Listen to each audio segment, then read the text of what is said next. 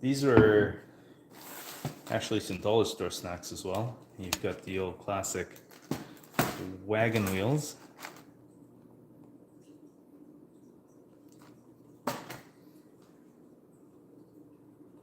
And these bourbon creams. I don't know why they're called bourbon. I need to Google it, but there is no bourbon in there.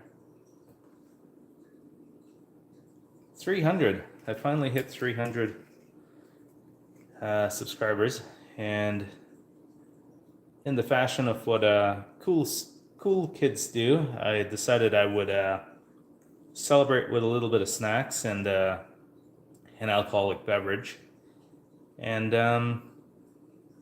answer some questions.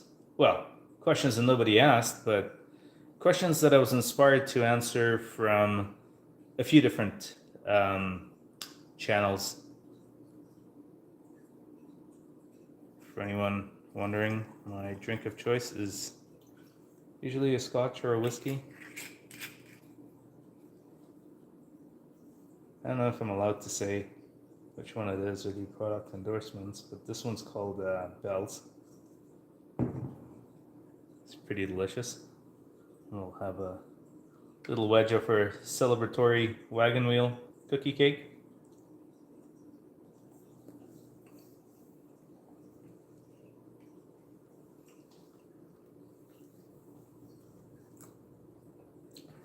This was one of my favorite snacks growing up, wagon wheels and bourbon creams.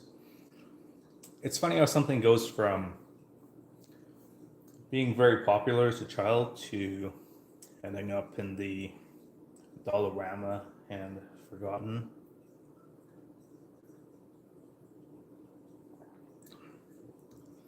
Yeah, delicious. So why am I celebrating 300? Such a meager amount by some people's calculations. I was actually raised, mentored by a few folks to always celebrate your small victories. And it really goes back to the start of my YouTubing life. I never wanted to be a YouTuber. I actually just wanted to share ideas and videos, and YouTube was a forum. Before that, it was actually the old Facebook, college Facebook, and MySpace. But when I first started, I was actually a film student. Shortly after YouTube was created, I uploaded a couple of the short films that we did in university, a couple of films that actually went to film festivals, and I got like massive viral views. I was actually relocating at the time, and I'd driven across the country, and after 3 or 4 days, I logged in to update a different video that I was working on, and I'd seen that I'd gotten a couple thousand views. Well, back then, YouTube didn't really have as many videos, so it was actually easy to get the attention of folks. That video made it, I believe, to several 100,000 views in 2005 or 2006. And then by the time I had got back to Calgary, I had a nice Google, would I even Google them? But I had a nice advertising revenue check for $100 and a couple of pennies. And I thought, wow, this is actually pretty cool.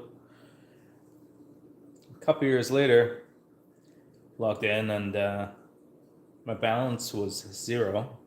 And they'd actually stopped monetizing that video because of a copyright infringement that they couldn't prove. And my name was all over the credits on the short film. And you know what? Today you can do the same thing and upload a bunch of short films that you've collaborated on. You don't get those strikes. But that really bittered me. And I never did any YouTube stuff for a while. And then one Christmas, somebody sent me a bunch of those EcoCube boxes. So I actually did a few videos just to try to get my creativity back up, and did a few more, and jumped back between a few channels. Try to put that old short film back up, and just to get it out there, share with some friends. It was going to be our 10 or 15 year graduation anniversary, and I thought it would just be one of those humorous things. And once again, a bunch of copyright strikes and threats to delete my channel. So then I kind of got soured by YouTube again. Sometime during COVID, I released a video because I was very excited. I was actually getting laid off. The company I'd worked for now owed me 10 weeks of severance, which is not 10 weeks. They owed me 10 years of severance because I'd worked there for 10 years. It works out to 10 paychecks. And I thought, maybe I'll move back to the East Coast and do a few moving back East Coasty videos and retire. And this was in my late 30s, and COVID happened. Prices went up. Property prices went up ridiculously, and I found myself unable to move across the country due to all the restrictions. So came back, got a job, started saving money again, and watched a few inspiring videos from the East Coast, and contemplated and romanticized it. What would happen if I moved back now, gave it all up, retired in my early to mid 40s, and try to become a YouTuber. So I started this experiment at the start of this year just to see how many views I could get, and it was very trivial. I'd gone to the dollar store and bought this little train set. I remember growing up and having a train set around the Christmas tree. So I set that up and got a few views. I think that video is actually at 30,000 views and got 100 and something subscribers off it. Thanks to all those folks. That really kind of reinvigorated my desire to be creative.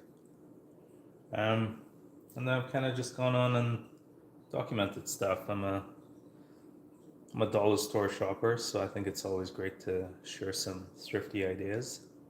So I started with a few more of those and brought back a few videos that I had saved on a old thumb drive from my previously canceled YouTube accounts. And here we are today, 300, actually 301, I think yesterday or day before. So pretty cool stuff for, just celebrating. So I think it's worth it. Questions that I stole off other YouTube's channels. How come I'm never in my YouTube videos? Actually, I think there's a couple of YouTube videos, and I try to do the little reflection cameo per M. Night Shyamalan. There's a YouTuber called Chris Fix who I was actually very intrigued with. Just the automotive maintenance and repairs stuff, and he just does POV shots and gets right to the point. And I really like simple instructional videos like that. And what I see is too many folks are doing a lot of touristy and travel videos, and half the time the camera's in front of their faces and they're like, oh yeah, check out this wonderful view, and oh yeah, I'm eating this delicious meal, but you're not really seeing anything. You're just seeing this face and this face reacting to stimulus. And I don't really find it very involving. It works for them and it works for their folks. But I've always been a behind the camera kind of person. Even in or short films, I'd do these little 2 and 3 second cameos. But I've always been much more comfortable behind the camera. Funny story, it probably originated from my acting and directing courses. Actually mentored with a couple East Coast legends, Wally McKinnon and John Dunsworth. You might know Wally from a bunch of CBC productions, and you might actually remember John Dunsworth as Mr. Leahy from the Trailer Park Boys. Back then I was still new to Canada. If you haven't realized, I've got a crisscross accent. And I really did pronounce and accentuate words very differently. You know, being here for 25 years, it's changed.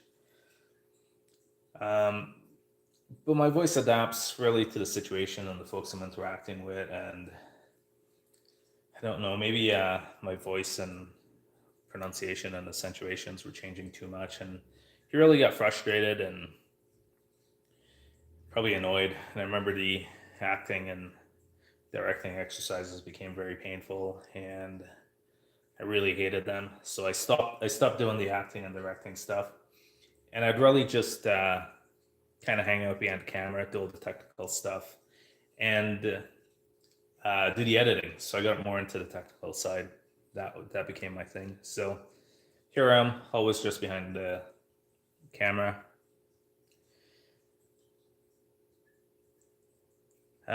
Where do I go from here? Well, there's talks about reorging stuff at the place I currently work for. So I have kind of re-romanticized that idea and concept of moving out east and getting a little simple place and living that simple life and bringing you guys along. My videos are not always that very descriptive, and it's really because I shoot them impromptu.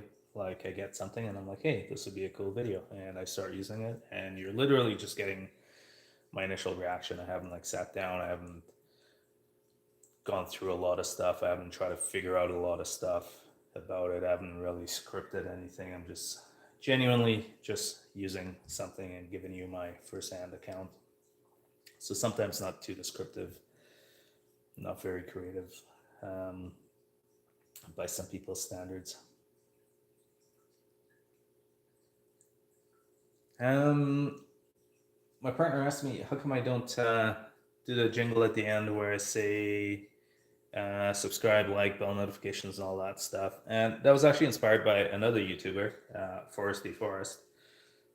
Foresty has such a down-to-earth site that he never imposes himself on anybody, and I really like that. I thought it was kind of cool when I watched this video. I was like, oh, this guy didn't do that spiel at the end that everybody seems to do.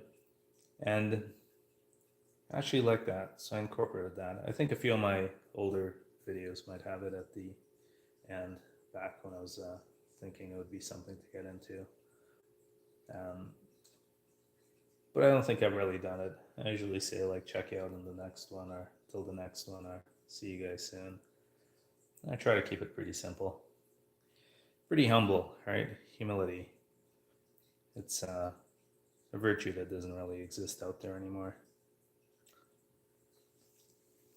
Well, I had like one guy show up as being in here and disappeared, so I don't know. That's kind of imagining maybe at least one or two people would be in here and I'd actually get some better questions than the two that I memorized.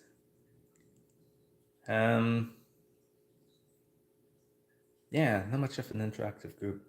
I think I've got a weird time zone. When I look at my YouTube stats, there's a fair bit of people in Malaysia who really like that train video.